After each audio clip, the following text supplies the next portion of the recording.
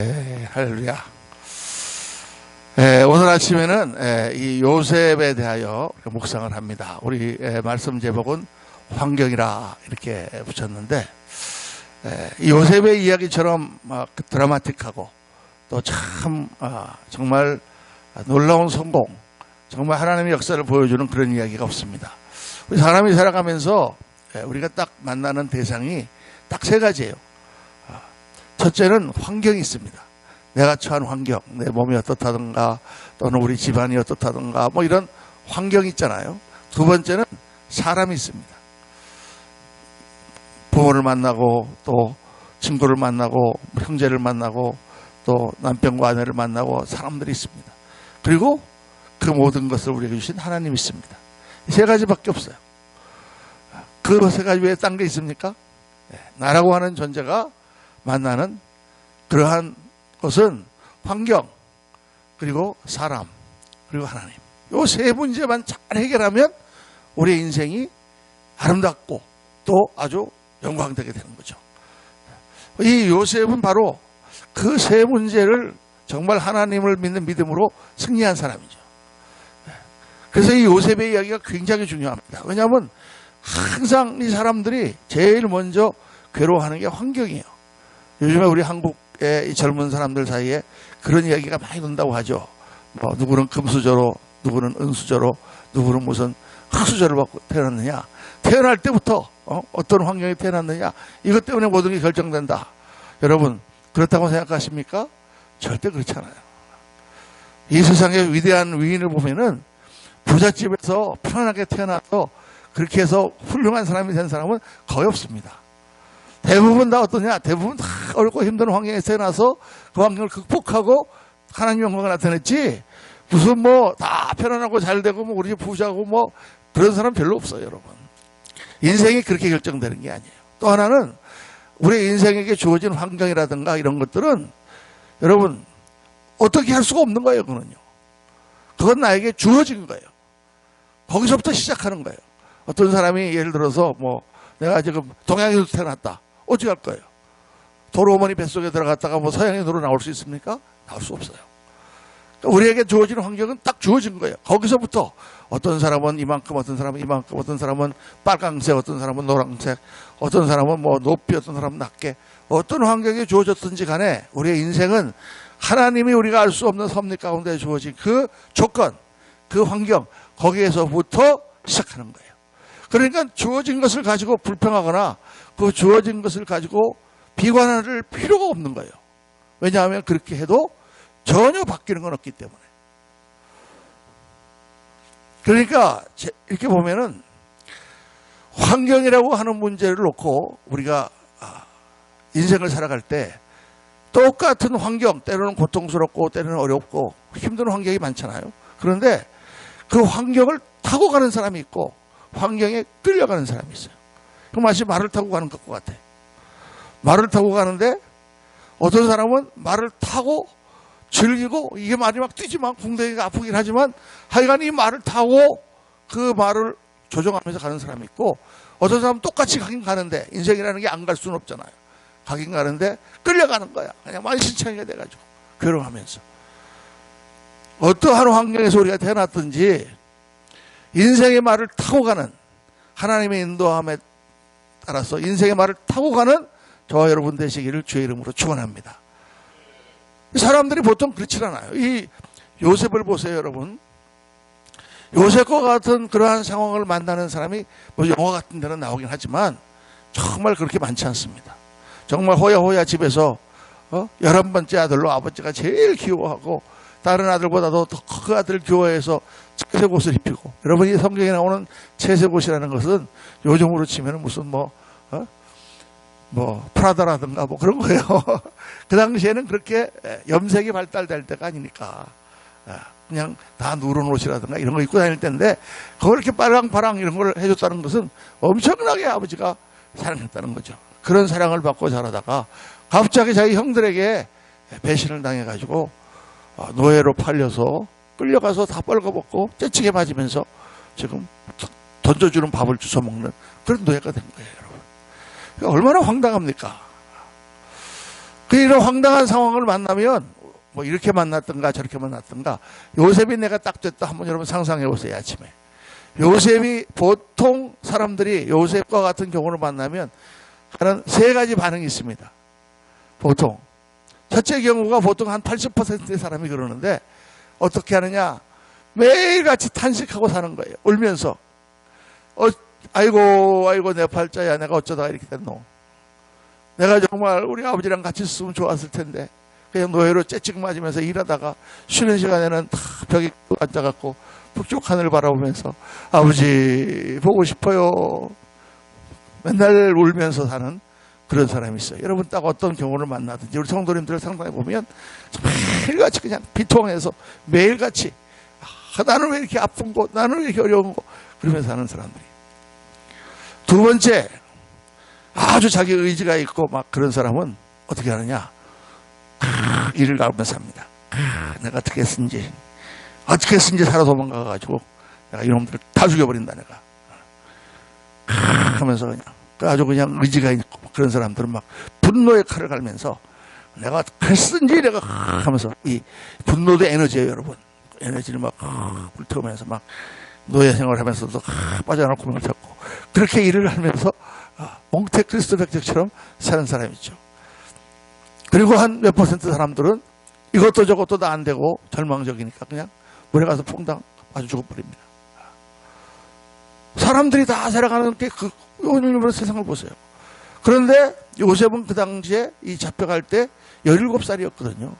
17살이면 지금 같으면 고등학교 2학년, 1학년 아니면 2학년 정도밖에 나야 안 되는 소년인데 요셉은 그렇게 하지 않았습니다. 그리고 매일같이 슬퍼서 북쪽을 바라보면서 울지도 않았고 이를 갈면서 복수의 칼날을 갈지도 않았고 그는 절망해서 죽지도 않고 그는 하나님을 바라봤어요. 자기에게 꿈을 주신 하나님, 특별히 자기를 선택한 그 하나님의 섭리, 하나님께서 이렇게 나를 인도하셨을 때는 하나님의 뜻이 있을 것이다. 나중에 요셉이 자기 형들을 만나고 나서 그 형들이 어쩔 줄 몰라가지고 막 나를 살려달라고 그럴 때 그래서 얘기하잖아요.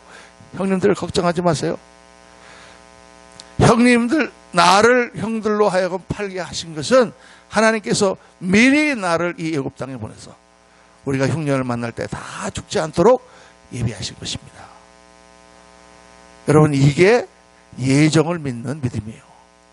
예정을 믿는 믿음이라는 것이 그냥 뭐 하나님이 다 예정하셨으니까 우리는 아무것도 할 것이 없다, 그냥 그냥 내 팔자야 이러고 사는 게 아니고, 예정이라는 것은 우리가 어떤 상황을 만났든지 그 상황 가운데서 하나님이 계획하시고 하나님이 예정하시고 하나님이 섭리하시는 그 하나님의 손길을 바라보는 것, 이게 예정이에요. 예정론을 제가 이제 신학교에서 강의를 합니다만은 많은 사람들이 예정에 대해서 잘 몰라요.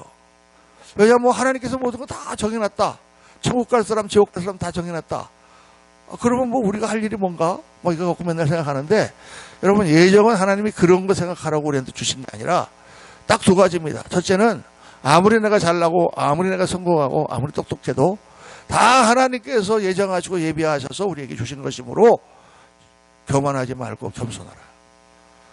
하나님의 은혜 가운데 우리가 그 모든 일들을 다 감당하게 될 줄로 믿습니다. 그게 첫 번째고, 두 번째는 하나님이 모든 것을 다 예비하시고 다 예정하시고 다 섭리하신다면 걱정하지 마라. 걱정하지 마라. 하나님이 모든 것을 다 인도하시고 나를 사랑하시고 나를 택하시고 창세전부터 나를 하나님께서 알고 계셨다면 지금도 하나님께서 알고 계실 뿐만 아니라 앞으로 가는 모든 일도 다 하나님이 준비해 놓으셨을 거 아니에요. 아멘입니까? 그런데 왜 걱정하냐가 말이에요. 왜 절망하냐가 말이에요. 왜 비관하냐가 말이죠. 여러분 그 놀이공원에 가면은 롤러코스터라는 게 있잖아요. 옛날에는 그 청룡열차라 그랬거든요. 지금은 뭐 이름도 바뀌었겠지. 미국에서는 롤러코스터. 저는 그거 절대 안 탑니다. 근데 마지막으로 한번 딱 타봤던 게 그게 몇 년 전인가 20년 전인가 한국에서 대전에서 엑스포 할 때, 그때 이제 그 대전에 있는 저희 이모부가 충남대학교 교수였는데 이분이 너무 호인인데 예수를 안 믿어서 전도하러 제가 부흥회 갔다가 대전까지 내려갔어요. 갔는데 그때 엑스포가 열려가지고 우리 그냥 이종사촌 자매가 아이고 그냥 나한테 거기 가자고 그래갖고 따라가갖고 있는데 이거 타자고 그래서 잠깐 제가 생각 못하고 탔어요. 그때 안 탔어야 되는데 이거 정말 너무 무섭잖아요. 저는 약간 또 고소공포증도 있어가지고 그 대전이 얼마나 높습니까? 근데 그건 그냥 어마어마하게 높더라고. 그냥 올라가는데 끝도 없이 올라가요. 대전 시내가 다 보여. 올라가더니 그다음부터 그냥 으악 하고 떨어지기 시작하잖아요. 그냥 으악 하면 사람들이. 여러분 얼마나 무섭습니까? 그런데 그렇게 무서워도 아무도 거기서 뛰어내리는 사람은 없어요. 정령열차에서 뛰어내리는 사람 봤습니까? 무섭다고? 왜 안 뛰어내리는 거예요? 이렇게 무서운데. 우리는 알고 있다가 말이에요. 아무리 무서워도 이 열차가 이 트럭에 딱 붙어 있고 그리고 잠시 후면 내가 출발했던 바로 그 자리로 돌아간다는 사실을 다 알고 있다가 말이에요. 근데 여러분 사람이 만든 그 놀이기구는 그렇게 안전하다고 하지만 1000번, 10,000번, 10만 번 하다 보면 사고가 날 수가 있어요. 그런데 하나님이 우리에게 정해주신 트랙은 1.1획도 변함없고 절대 사고가 안 나는 줄로 믿습니다. 하나님이 정해놓으신 그 모든 우리의 길은 정확해. 우리가 하나님을 믿으면서 계속 그걸 느끼는 거예요. 사람이 만든 기구는 실수를 하지만 하나님은 실수하지 아니하신 하나님. 그러니까 우리가 가는 모든 길에 하나님이 나를 아시고 하나님이 나를 인도하시고 하고 지금도 하나님 나를 붙들고 계신다는 사실만 믿으면 그 길을 가면 반드시 하나님의 역사 가운데 우리는 다시 일어나고 다시 세워지고 회복되고 하나님의 영광을 나타내게 되는 줄로 믿습니다. 그게 믿음이에요, 여러분. 히브리서 11장 6절 말씀에 믿음이 없이는 하나님을 기쁘시게 하지 못하나니 하나님께 나가는 자는 반드시 그가 계실 것과 그런 자기를 찾는 자에게 상 주시는 이심을 입어야 될지니라. 하나님이 계시잖아요. 그걸 믿는 거예요, 여러분. 그게 바로 다른 거예요. 이 요셉이 그렇게 하나님을 바라보면서 하나님이 주신 그 예정과 그 꿈을 바라보면서 이길 수 있었던 가장 중요한 원인이 뭐냐? 바로 시각이라는 거예요. 관점. 어떻게 보느냐. 저는 이렇게 신앙생활을 딱 예수님 믿고 시작하면서 이 성경을 보고 또 하나님 믿고 기도하는 가운데 정말 예수 믿는 사람이 제일 바꿔야 되는 게 뭐냐? 예수를 딱 믿고 관점이 바뀌어야 돼요. 관점이 바뀌어야 돼요. 관점이 바뀌면 모든 것이 바뀌는 것입니다. 사실 모든 것들은 다 그대로 있잖아요. 모든 것들은 다 그대로 있는데 어떤 사람은 이렇게 보고 어떤 사람은 저렇게 보고 그거에 따라서 이게 다 바뀌는 거예요. 그 자체가 바뀌는 건 아니죠. 근데 어떤 사람은 예를 들어서 여러분 지금 여기 이 동탄에는 부동산이 한창이잖아요.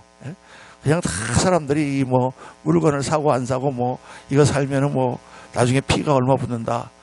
뭐 난 피가 난 뭔지 그래서 피가 뭡니까 그랬더니 프리미엄이래. 프리미엄. 나중에 돈이 얼마 남고 뭐 분양해서 얼마 보잖아요. 그런데 그거 다 뭘로 결정되는 겁니까 여러분? 다 시각이 안목이에요. 볼 줄 아는 사람은 이거 잡으면 이거는 분명히 오른다. 어떤 사람은 아니다. 이거다. 어떤 사람은 떨어지고 어떤 사람은 올라가잖아요. 세상에 사업이라는 게 다 뭐예요? 사업이라는 게 다 보는 거예요. 어떻게 보느냐. 어떤 눈으로 보느냐. 어떤 사람이 잘 본 사람은 딱 그런 아이템을 잡아가지고 뜨고 어떤 사람은 너무 빨리 봐서 아니면 잘못 봐서 그 사람은 가라앉고 그렇죠. 가장 중요한 게 관점이야. 시각. 예수님 믿고 나면은 제일 먼저 바꿔야 되는 관점이 뭐냐면 나 자신에 대한 관점이 바꿔야 돼. 자화상. 어제도 제가 말씀드렸지만은 정말 자기가 불행하게 태어나고 어렵게 태어나고 고생하는 사람은 자기 자신에 대한 자아관, 자화상이 너무 낮습니다. 어렸을 때부터 부모가 이렇게 싸우는 가운데 이렇게 애들이 자라면 애들이 제일 먼저 망가지는 게 자아상이 망가져요. 왜 나는 저렇게 싸우는 부모 밑에 태어났는가? 나는 정말 저주받은 인생인가? 나 같은 건 태어나지 말았어야 되는데. 그러니까 자기가 귀하게 여기지 않으니까 자기를 막 굴리는 거예요. 그러니까 막 가서 막 마약도 하고 막 맘대로 굴려. 다 자아상이 다 파괴가 돼서 그러는 거죠. 그 성경을 딱 보고 예수님을 믿고 나서 성경을 보니까 하나님께서 제일 먼저 하시는 말씀이 너희는 누구냐? 너희는 창세전부터 하나님의 영광을 위하여 창조된 존재다. 너희는 하나님이 지극히 사랑하는 존재다. 너희는 귀한 존재다. 너희는 정말 존귀한 하나님의 제사장들이다. 너희는 거룩한 백성이다. 이전 것은 지나갔으니 보라 새 것이 되었도다. 너희는 새로운 피조물이다. 너희는 옛날 그 사람들이 아니다. 그걸 하나님이 제일 먼저 가르쳐 주는 거예요. 다니엘과 그 친구들이 바벨론으로 잡혀갔잖아요. 바벨론 포로로 잡혀갔잖아요. 노예로 잡혀갔잖아요. 가보니까 바벨론은 어마어마해.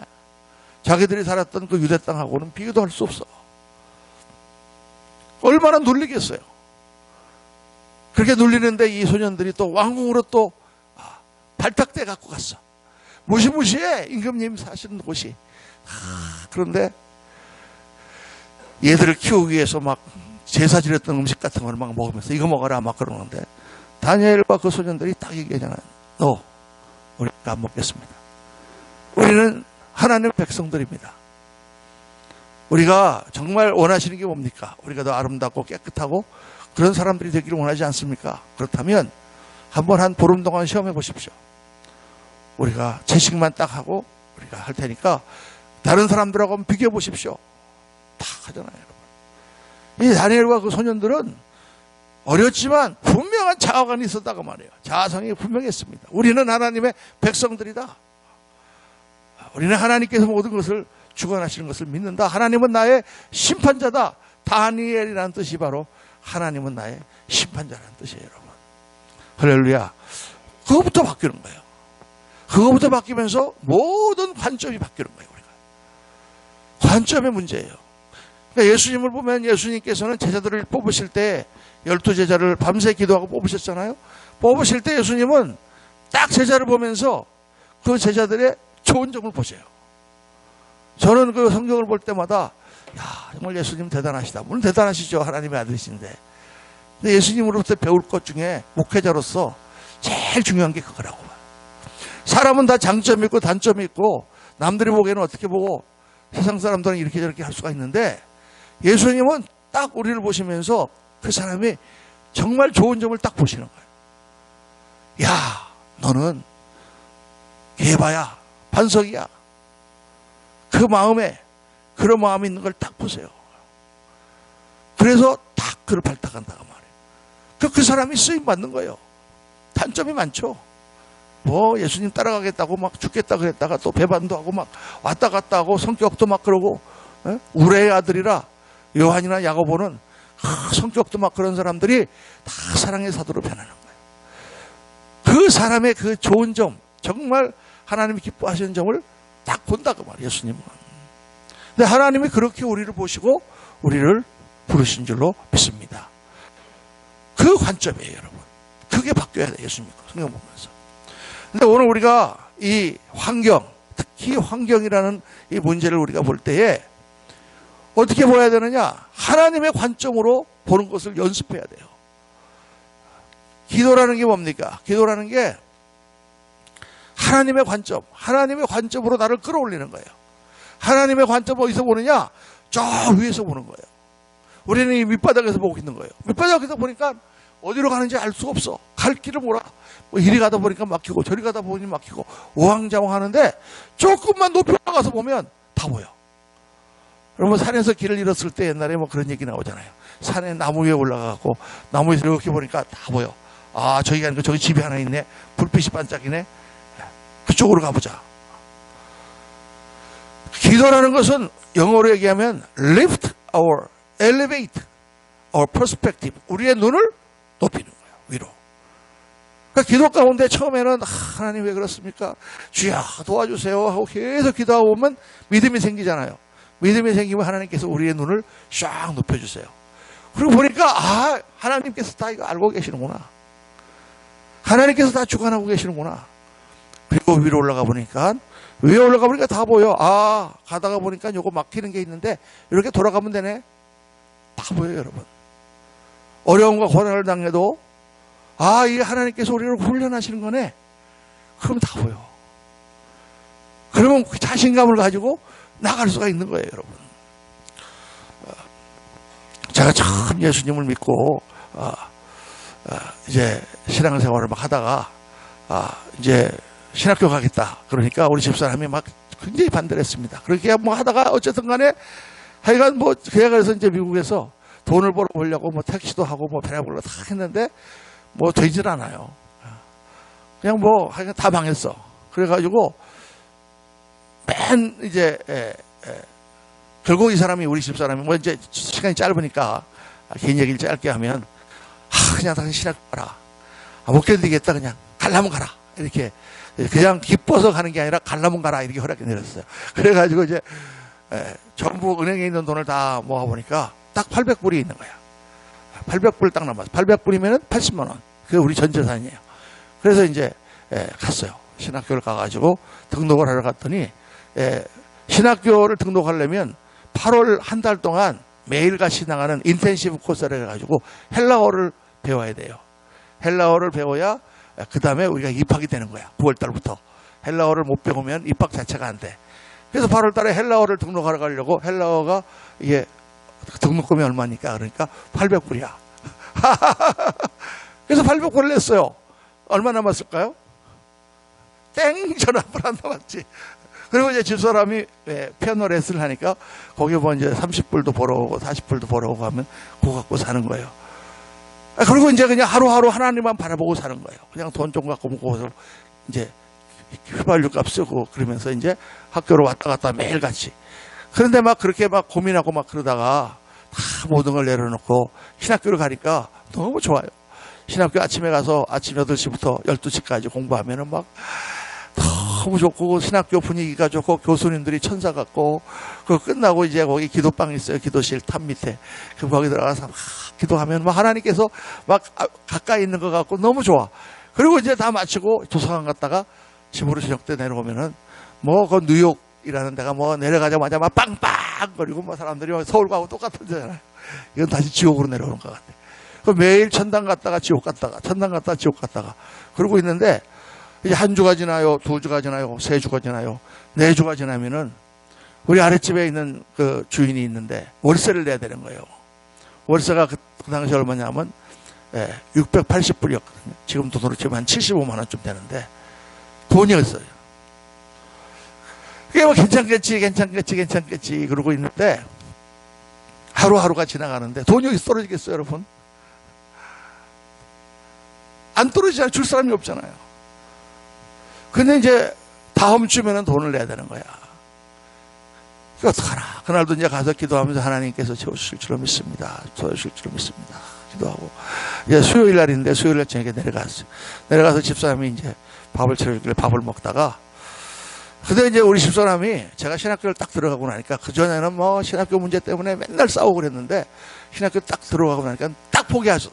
포기하니까 조용해 집안에. 뭐 그거 가지고 문제 생기지 않으니까 그래서 참 편안한 날을 하루하루를 보내고 있었는데 밥을 먹다가 괜히 제가 어떤 생각이 들었냐면 여자들은요 원래 비상금이라는 걸 갖고 다니잖아요. 옛날에 보면 데이트할 때 보면은 돈 다 떨어졌다 뭐 그러면은 가만히 있어봐 그러면서 꼭 지퍼 열고 그 안에서 지갑 꺼내고 뭐 하면은 거기서 뭐 5,000원짜리 하나가 나오더라고 여자들은. 우리들은 뭐 다 써버리니까. 여러분 갖고 계시죠? 그래서 밥 먹다가 그냥 툭 한마디 했어. 여보, 당신 혹시 돈 모아놓은 거 없어? 이렇게 물어봤더니 갑자기 사람이 숟가락 딱 놓더니 내가 돈이 어딨어? 당신이 하나님이 알아서 하신다고 그랬잖아. 밥도 안 먹고 가버리는 거예요. 그래갖고 그냥 밥을 먹고 그 다음날 이제 올라갔는데 기도하는데 그냥 얼마나 마음이 안 좋은지.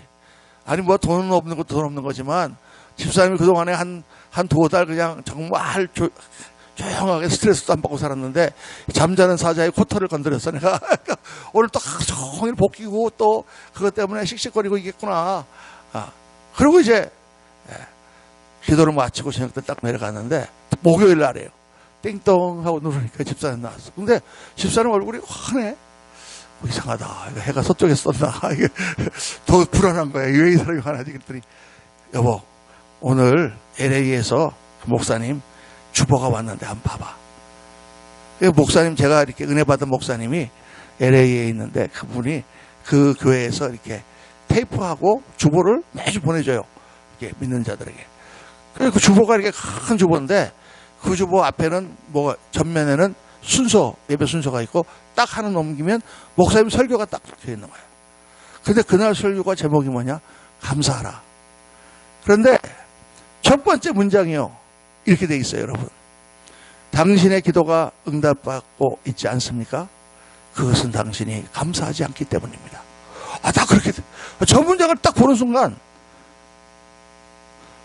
그러구나. 내가 하나님 이거 월세 해결해 주세요. 이거 돈 좀 해결해 주세요라고 그렇게 기도를 많이 했지 내가 감사를 안 했구나. 그래서 이제 집사람이 이제 밥 차리고 있는 동안 제가 그때는 뭐 침대가 있으면 침대 옆에 이렇게 조그만 데가 제 기도하는 자리였거든요. 그래서 거기로 들어가 가지고 이제 하나님 감사합니다. 감사합니다. 감사합니다. 이제 기도하니까 너무 감사해. 첫째는 뭐 감사해요? 나 같은 죄인을 하나님 자녀로 삼아 주신 거 감사해. 할렐루야. 두 번째는 또 뭐 감사해? 나 같은 형편없는 자를 하나님의 종 삼아 주신 게 감사해. 그것도 딱 두 개 감사하고 나니까요. 그 다음에 딱 머릿속에 뭐가 떠올라요? 월세가 떠오르잖아요. 감사가 안 돼. 또 애들 주신 것도 감사하고 많을 텐데 감사가 그냥 그래서 감사합니다. 감사합니다. 감사합니다. 감사합니다. 그리고 기도를 하고 있는데 갑자기 하나님께서 물어보시는 거예요. 야, 너 가난해 본 적이 있느냐? 가난해 본 적이 있느냐? 그래서 생각해보니 가난해 본 적이 별로 없어. 아니, 뭐 어렸을 때 우리 아버지가 그래도 공무원이시고 부자는 아니었지만 그런 대로 다 먹고 살고 등록금 한 번 안 내본 적 없고 대학교 다닐 때도 뭐 아르바이트하고 돈 벌고 그냥 잘 살았지. 부자는 아니었지만 가난해 본 적은 없어요. 가난해 본 적이 없습니다. 그랬더니 딱 그 다음에 하나님이 뭐라고 그러시냐면 야, 너 한 번도 가난해 보지 못한 목사가 가난한 성도들의 마음을 이해할 수 있겠냐? 그 생각이 딱 드는데 눈물이 쏟아지는 거예요. 그렇지. 한 번도 가난을 경험해 보지 못한 목사가 어떻게 가난한 성도들의 마음을 알 수가 있겠어요? 그러니까 하나님께서 나에게 가난이라는 것을 경험해 보게 하시기 위하여 이런 어려움을 주시는 거구나. 막 그게 깨달아지는데 이 나같이 형편없는 자를 하나님께서 종 삼으시기 위해서 이런 훈련도 나를 시키셔서 나에게 정말 훌륭한 목사가 되게 해주시는구나.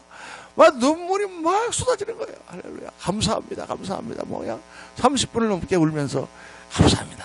할렐루야. 그래. 하나님께서 가난을 경험해 주신다는데 가난을 한번 해보자. 뭐 집 쫓겨나면 텐트 치고 살지 뭐. 텐트가 어디서 파는지 어디에서 쳐야 되는지도 모르고 하여간 뭐 우리 애 셋 떼고 텐트 치고 살자. 할렐루야. 그러고 나니까 그냥 얼마나 마음이 평안해지는지. 그게 목요일이었어요, 여러분. 목요일 저녁. 금요일, 토요일 지나고 주일날 교회 갔습니다. 제가 이제 감리교회를 다녔는데 스테이튼 아일랜드 연합감리교회라고 남학교 목사님이라고.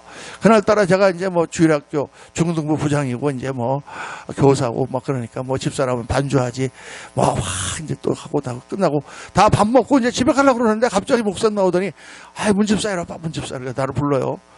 그래서 같이 갔더니 나 그날따라 나 다정하게 내 어깨를 감싸더니 이렇게 구석으로 데리고 가는 거예요. 구석으로 데리고 가더니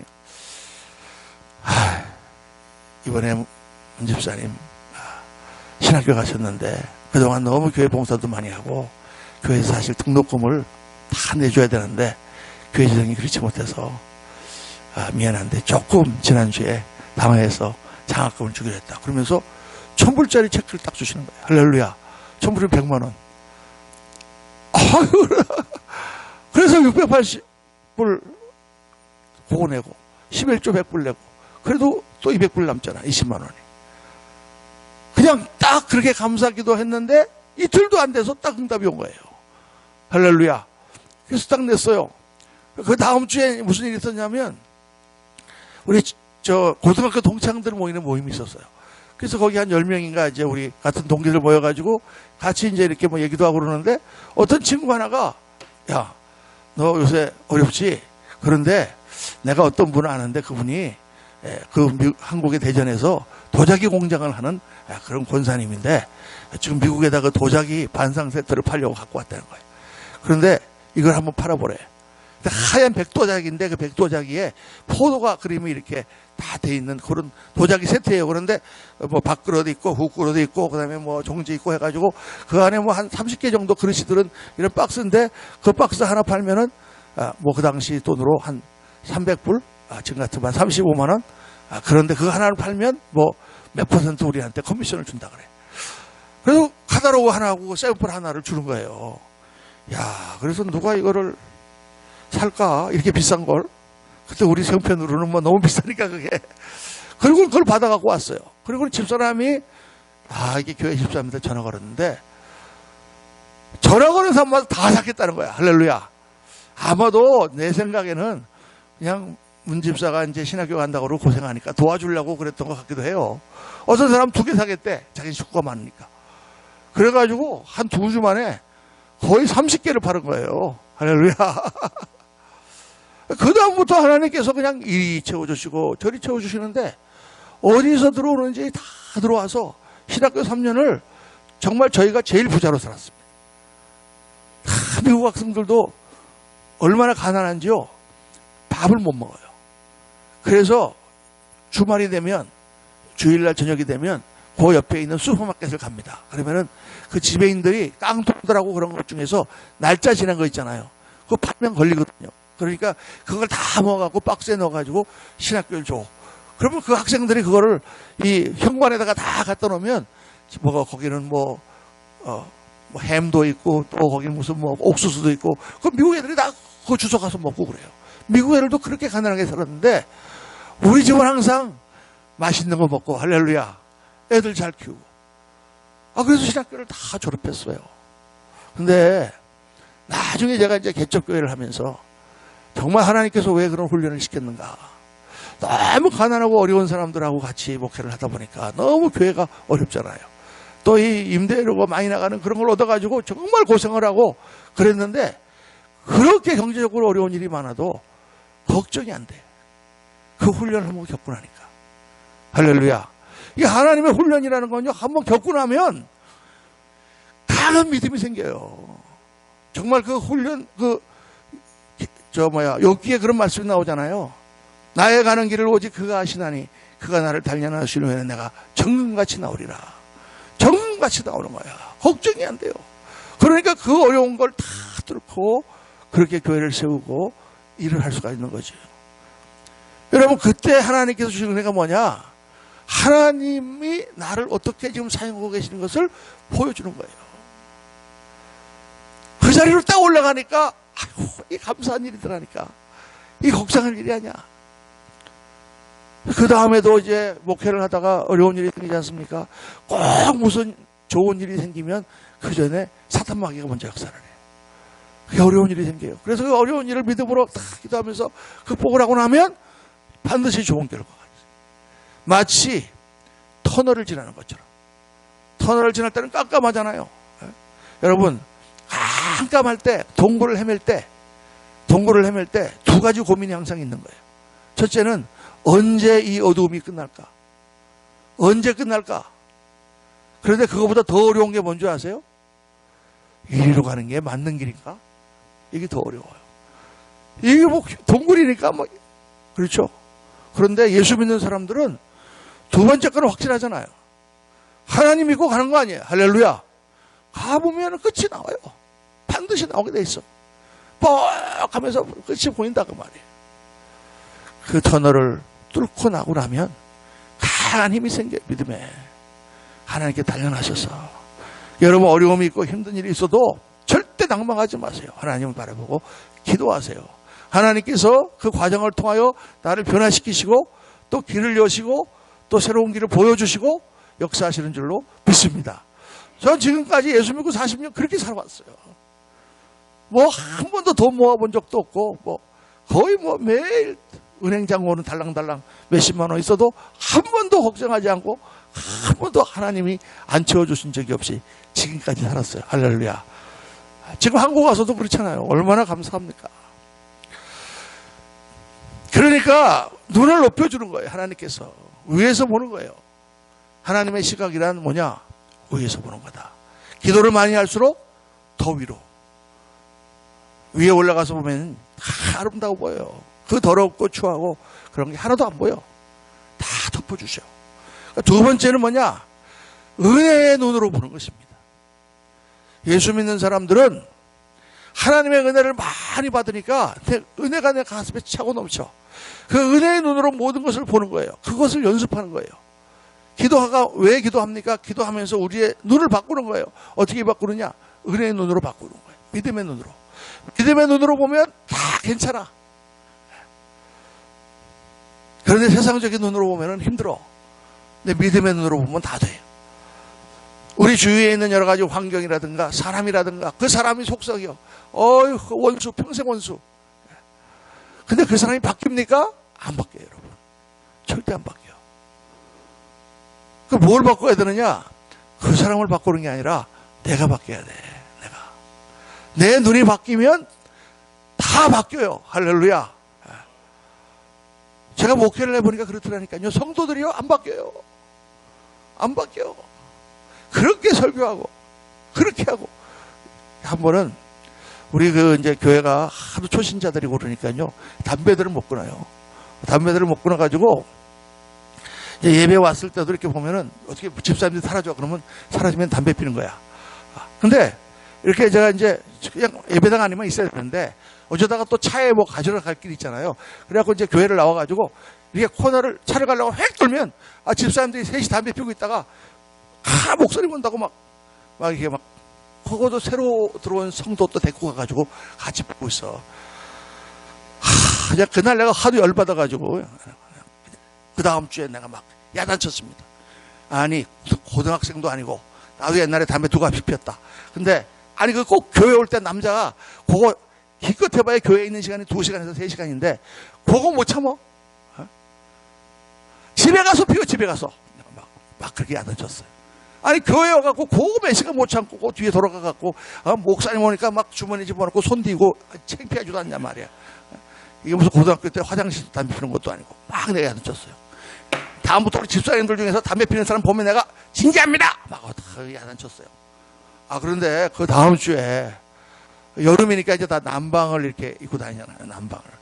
근데 우리 어떤 집사님, 우리 이제 나중에 장로님 되신 분인데, 집사님이 그분도 항상 늦게 와요. 일찍 오는 법이 없어. 꼭 예배 시작하면 11시 시작하면 11시 15분쯤. 기도 끝나면 늦게 오신다니까. 그날도 늦게 허겁지겁 막 들어오는데 글쎄, 이 하얀 난방에 말보로 담배가 딱 여기 있잖아요. 여러분, 말보로는 색깔이 빨개가지고 딱 보면 다 보여. 그냥 딱 들어오는데 말보로 담배가 딱 여기 있는 걸 보는데 그냥 막 열이 막 확 일어나는 거예요. 내가 지난주에 담배 갖고 오지 말라고 그렇게 내가 얘기를 했는데, 아니, 한 주도 못 지켜? 그것도 지금 제일 우리 교회에서 지금 중심, 안수심사 될 사람이 말이야. 그냥 막 이걸 죽여 살려, 그냥. 설교를 내가 어떻게 했는지도 몰라, 이가 막. 그리고 이제 막 광고 시간에 그냥 한바탕 또 광고 시간에 해야지라고 생각하고 기도를 딱 하는데, 갑자기 하나님께서 무슨 마음을 주시냐면, 야, 김 집사가 오늘 교회가 늦어가지고 빨리 오느라고 담배 놓는 걸 잊어버리고 왔다. 딱 그러시는 거예요. 그렇게 생각을 해보니까, 그렇구나. 막 아침 늦어가지고 교회 가야지 하고 막 가다 보니까 담배를 빼놓고 와야 되는데 깜빡하고 그냥 놓고 온 거예요. 그렇게 생각해보니까 얼마나 귀여워. 아유, 담배 넣는 것도 빼놓고 왔네. 똑같은 사건인데 그게 달리 보이더라니까요. 그래서 그냥 은혜스럽게 광고를 하고 끝나고 나서 더 사랑스러운 눈으로, 집사님, 그래, 오늘 밥 비우시느라고 힘들었지 하고 이러니까, 이상하게 오늘 목사님은 너무 기분이 좋은 것 같네. 할렐루야. 그러고 이제 지하실에 내려가서 이제 화장실에 가서 딱 손 씻으려고 보니까 담배가 여기 딱 있는 거예요. 그 나중에 간증하더라고요. 깜짝! 그러면서 이렇게 생각했대. 야, 우리 목사님은 보통 분이 아니시구나. 나 보통 사람인데, 지난주에 그렇게 설교를 했는데, 자기가 이거 눕는 걸 깜빡하고 왔는데 이걸 보고도 조금 더 얼굴이 더 사랑스럽게 아니라 근데 여러분 그러고 나서 그분이요 몇 개월에 담배 끊었어요. 할렐루야. 그 안수 집사고는 장로 받아야 될 사람인데 내가 담배 못 끊 너무 이분 담배를 사랑해. 담배 끊는 거 갖다 줘도 안 붙여. 너무 사랑해서. 그랬는데 다 끊었어요. 여러분 어떻게 끊었냐. 이주일 씨가 돌아가시기 전에 좋은 일 하나 하고 왔잖아요. 폐암 걸려서 죽으면서 담배 금연 광고를 하고 갔어요.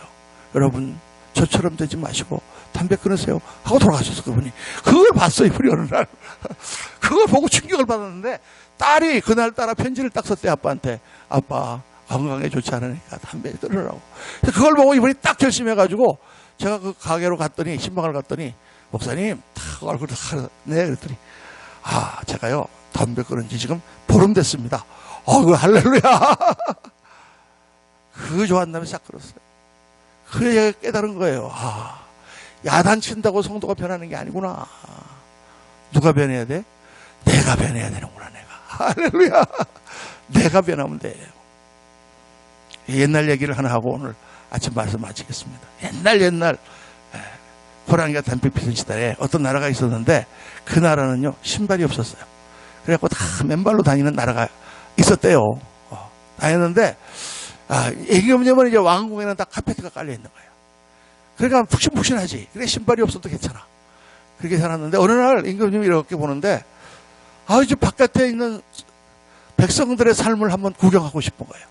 그래갖고 오늘은 한번 성 밖으로 나가서 백성들하고 만나고 싶구나. 그랬더니 신하들이 안 됩니다. 세상은 너무나 험하고 거기는 너무나 더럽고 임금님 가면 절대로 안 됩니다. 그래도 무슨 소리냐. 우리나라의 백성들을 왕인 내가 가서 봐야지. 가자. 명령을 내렸어. 문 열어라. 그 나가니까 다 밖에는 카페트가 있어요 없어요. 길에는 막 그냥 돌멩이에다가 그냥 유리에다가 맨발로 가려니까 금방 한 10바퀴 걸어도 못 가갖고 발이 아파도 걸을 수가 없어. 아이고 안 되겠구나. 그리고는 딱 임금님 생각이 든 거야. 아니 나는 왕궁에서 이렇게 카페트를 깔고 편안하게 사는데 이 백성들은 이렇게 험한 길에서 카페트도 없이 사는구나. 이래서는 안 되겠다. 그리고는 와가지고 명령을 내렸어요. 전국의 도로에다 카페트를 깔아라. 다 명령이 떨어졌어. 임금님 명이 떨어지니까 막 난리가 났어요. 카페트를 어디서 구해요 원단을. 그래갖고 막 중국 가서 막 수입하러 가고 막 난리가 났어. 옛날 얘기예요 여러분. 심각하게 듣지 마세요. 그래갖고 전국의 국토에다 카페트를 깔래니 깔 수 있어요 없어요? 없어요. 그런데 사흘 딱 됐는데 어떤 소년이 찾아왔어. 임금님을 뵙고 싶습니다. 이게 뭐냐 그랬더니 카페트의 문제를 해결할 수 있는 방법을 제가 알려드리겠습니다. 네가 뭘 한다고 그랬더니 임금님 꼭 뵈면. 그래서 임금님을 만났어요. 항상 옛날 얘기는 소년이 나오잖아요. 그렇죠? 그 소년이 와가지고 임금님한테 그러는 거예요. 임금님 카페트 문제를 간단하게 해결할 수 있는 방법이 있습니다. 뭐냐 그랬더니 전국의 도로에 카페트를 깔 필요가 없습니다. 그럼 어떡하냐. 임금님의 발에 카페트를 붙이고 다니면 됩니다. 할렐루야. 그러면 되는구나. 왜 전국의 도로에다 카페트를 깔아야 돼? 내 발에다가 카페트를 붙여갖고 다니면 밟는 데마다 카페트지. 그래서 신발이 생겼대요. 할렐루야. 믿거나 말거나. 근데 여러분 예수를 믿고 딱 살다 보니까 바로 그거야. 우리가 그 세상에다가 카페트를 깔려고 그래.